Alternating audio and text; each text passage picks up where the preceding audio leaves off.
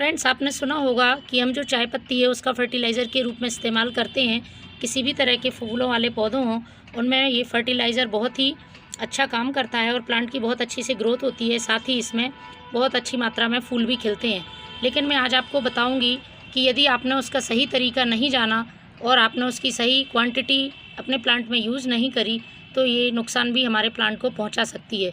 तो आज मैं चर्चा करने वाली हूँ कि यूज्ड टी लीफ से 2 तरह से कैसे शक्तिशाली फर्टिलाइज़र बना सकते हैं। साथ ही इसे बनाने के समय और डालने के समय क्या हमें सावधानी रखनी चाहिए, जिससे कि हमारा प्लांट ग्रोथ करे और अच्छी तरह से फ्लोरिंग हो, उसमें उसको किसी भी तरह का साइड इफ़ेक्ट ना हो।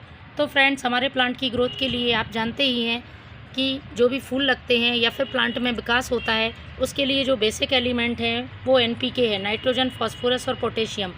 तो नाइट्रोजन हमारे प्लांट की ग्रोथ के लिए जिम्मेदार होता है, प्लांट में नई ब्रांचेस लाने के लिए, पत्तियों का कलर हरा करने के लिए, साथ ही प्लांट को मजबूत ग्रोथ देने के लिए नाइट्रोजन बहुत अच्छी मात्रा में प्लांट को चाहिए होता है। तो ये सारा जो नाइट्रोजन है वो हमें चाय की पत्ती से अच्छी तरह से मिल जाता है। तो जो फ्रेश चाय पत्ती है उसको यदि हम यूज़ करते हैं तो उसमें नाइट्रोजन का जो कंटेंट है वो ज़्यादा मात्रा में होता है, और यदि आप उसको यूज़ कर लेते हैं तो प्लांट हमारा बर्न हो सकता है।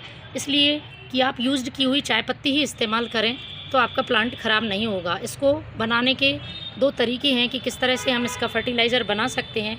मैं वो दोनों तरीके बताऊंगी, साथ ही इसको कितनी मात्रा में डालना है मैं वो भी बताऊंगी। ये मेरे पास यूज्ड टी लीफ है। इसको बनाने कैसा है, तो सबसे पहले इसको आप वॉश कर लीजिए, क्योंकि इसमें शक्कर मिली हुई रहती है जो कि हमारे प्लांट में फंगस लगा देगी। तो सबसे पहले आपको इसको धोना है। इस तरह से अच्छी तरह से धो के इस चाय पत्ती को हमें छान लेना है, और छानने के बाद इसको हमें सुखा लेना है। 3 से 4 दिन की तेज़ धूप में आप इसको सुखा लीजिए। सूखने के बाद फ्रेंड्स कुछ इस तरह से हमें ये चाय पत्ती मिलेगी, और इसका ही हमें अब फर्टिलाइज़र के रूप में उपयोग करना है। तो पहला यूज़ आप इस तरह से करिए कि जो भी आपका फ्लोरिंग प्लांट है उसकी मिट्टी को पहले अच्छी तरह से गुड़ाई कर दीजिए।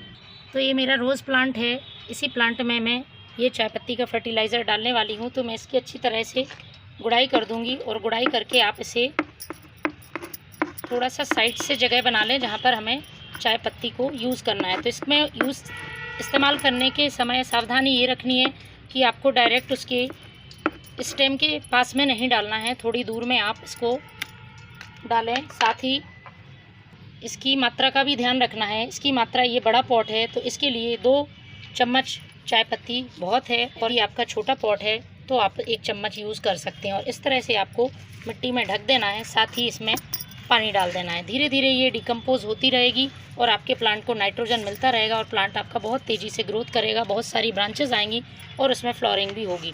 तो पहला तरीका चाय पत्ती के फर्टिलाइज़र का ये है। दूसरा मैं बताती हूँ आपको कि इस यूज्ड टी लीफ से आप दूसरे तरीके से किस तरह से फर्टिलाइज़र बना सकते हैं। तो जैसे मेरे पास ये 1 चम्मच टी लीफ है, इसको मैं 1 गिलास पानी में डाल दूँगी। ये देखिए, 1 गिलास पानी में, और इसे हम 1 दिन के लिए छोड़ देंगे। 1 दिन बाद कुछ इस तरह से आपका लिक्विड फर्टिलाइज़र तैयार हो जाएगा, और इसको अपने रोज़ प्लांट में आप इस तरह से ही प्लांट की सॉइल में डाल दें। आपको छानना है तो आप छान सकते हैं, और दोबारा से उसमें पानी भर के और फिर से 1 दिन के लिए रख सकते हैं, और चाहें तो आप चाय पत्ती के साथ ही इसको डाल दीजिए। तो फ्रेंड्स, ये बहुत ही कारगर फर्टिलाइज़र हैं, और आप भी इसको बनाकर इस्तेमाल करें। आप देखेंगे कि आपका प्लांट 10 से 15 दिन में ही आपको उसकी ग्रोथ दिखना शुरू हो जाएगी। Thank you.